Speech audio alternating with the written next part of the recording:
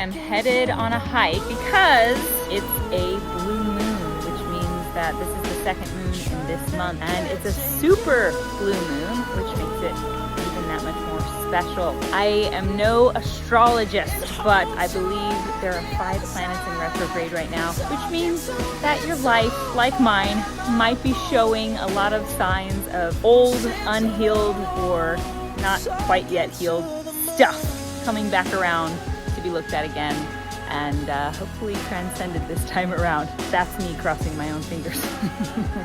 But yeah, seeing a lot of things coming up in relationships, seeing things coming up in career that need to be addressed and moved through.